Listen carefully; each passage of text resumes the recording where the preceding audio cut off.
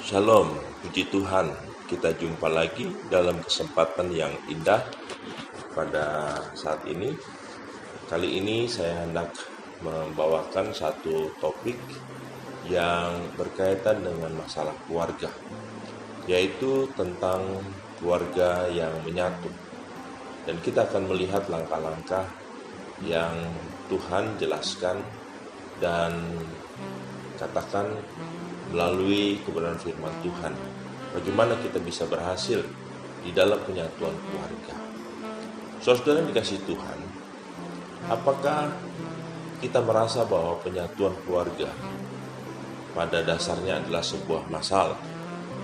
Jika Anda mengaduk tepung, gula, telur, dan minyak, Anda membutuhkan usaha yang tidak sedikit agar bahan-bahan itu dapat menyatu menjadi sebuah adonan.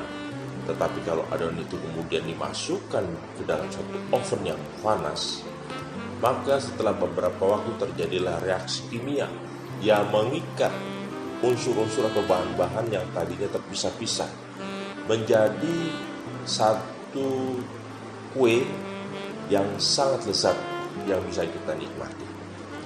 Nah, demikian pula saudara, ketika setiap anggota keluarga yang terdiri dari berbagai macam latar belakang dicampur, diibaratkan sama seperti adonan tadi.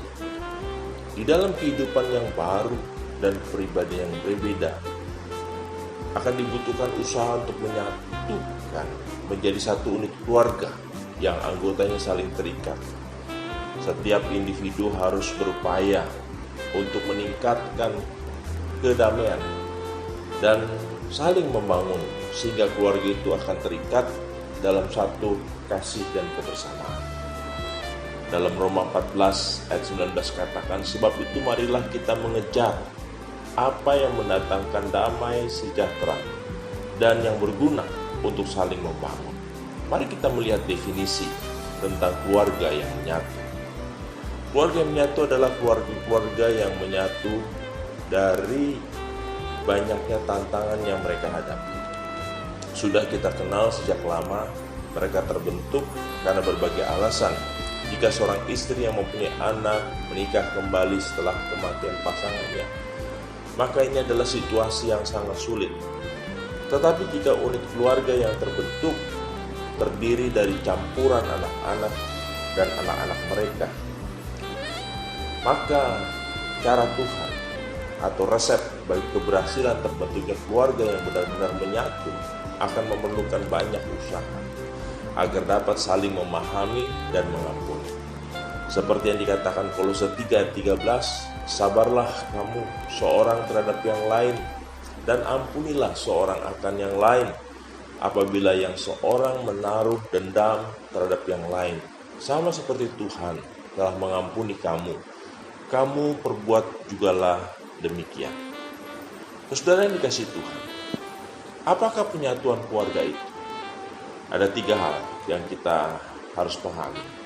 Yang pertama, bahwa penyatuan keluarga adalah sebuah unit keluarga yang terbentuk di mana salah satu atau kedua pasangan suami istri sebelumnya pernah menikah dan membawa seorang atau beberapa anak ke dalam hubungan yang baru.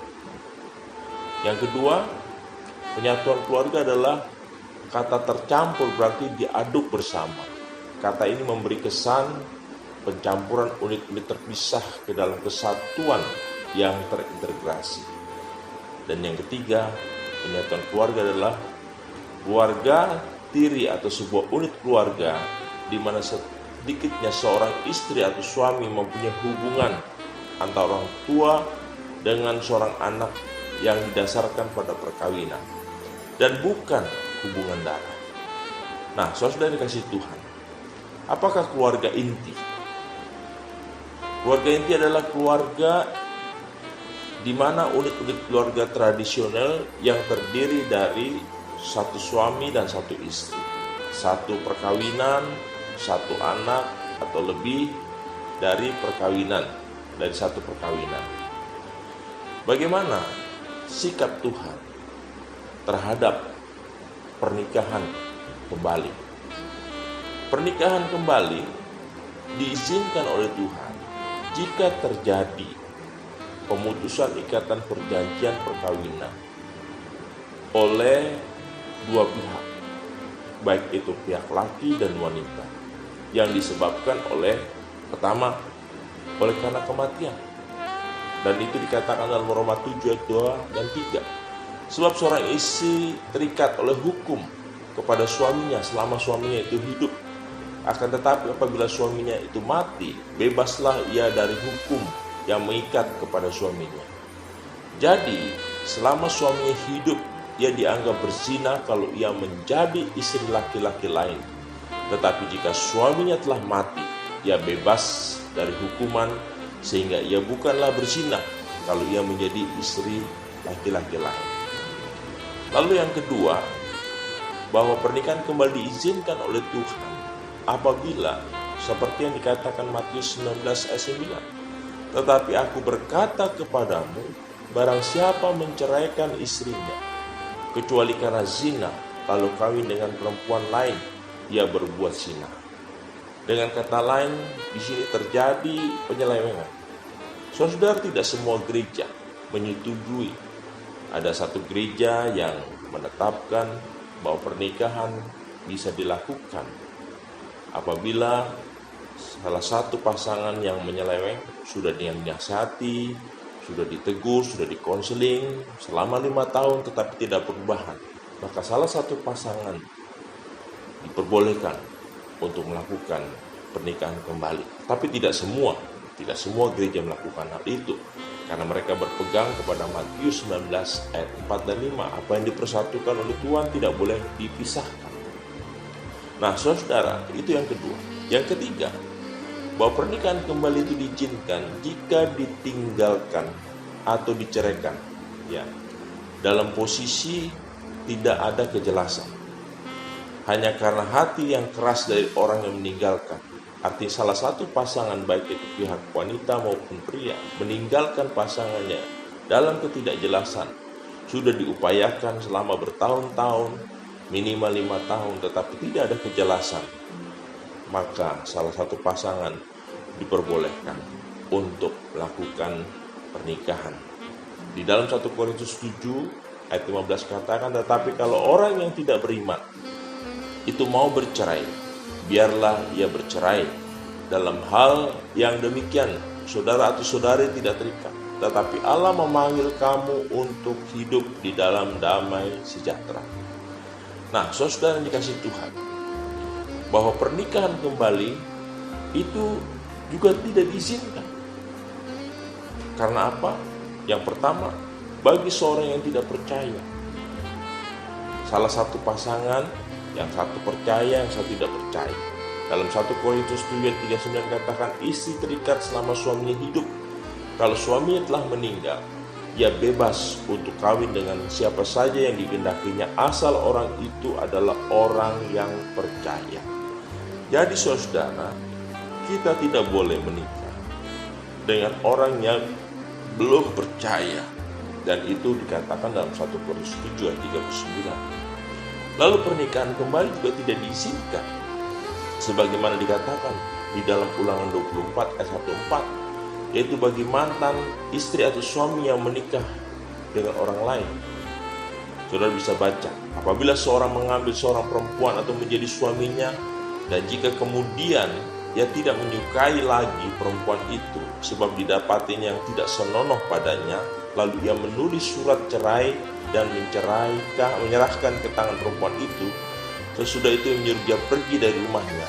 Dan jika perempuan itu keluar dari rumahnya dan pergi dari sana lalu menjadi istri orang lain, dan jika laki-laki yang kemudian ia tidak cinta lagi kepadanya lalu menulis surat cerai dan menyerahkannya ke tangan perempuan itu serta menyuruh dia pergi dari rumahnya, atau jika laki-laki yang kemudian mengambil dia menjadi istrinya itu mati, maka suami yang pertama yang telah menyuruh dia pergi tidak boleh mengambil dia kembali menjadi istrinya setelah perempuan itu dicemari, sebab hal itu adalah kekejian di hadapan Tuhan. Janganlah engkau mendatangkan dosa atas negeri yang diberikan Tuhan Allahmu. kepadamu menjadi milik pusakanya. Jadi bagi seorang yang bercerai, di mana istri suami tidak melanggar perjanjian perkawinan, Matius 19 ayat 9 katakan, tetapi aku berkata kepadamu, barang siapa menceraikan istrinya kecuali karena zina, lalu kawin dengan perempuan lain, ia berbuat zina. Pernikahan kembali bukan merupakan keadaan yang dikehendaki oleh Tuhan. Saya ulangi kembali saudara, bahwa pernikahan kembali bukan merupakan keadaan yang dikehendaki Tuhan bagi siapapun. Dan itu ditegaskan dalam 1 Korintus 7 ayat 7-9. Dikatakan, namun demikian alangkah baiknya kalau semua orang seperti aku, tetapi setiap orang menerima dari Allah karunia yang khas, yang seorang karunia ini, yang lain karunia itu. Tetapi kepada orang yang tidak kawin, atau kepada janda, atau kepada janda-janda, atau anjurkan supaya baiklah mereka tinggal di dalam keadaan seperti aku. Tetapi kalau mereka tidak dapat menguasai, baiklah mereka kawin, sebab lebih baik kawin daripada karena hangus karena hawa nafsu. Nah, saudara yang dikasihi Tuhan, demikian ketika kita memahami bahwa tidak mudah di dalam kita melakukan penyatuan keluarga.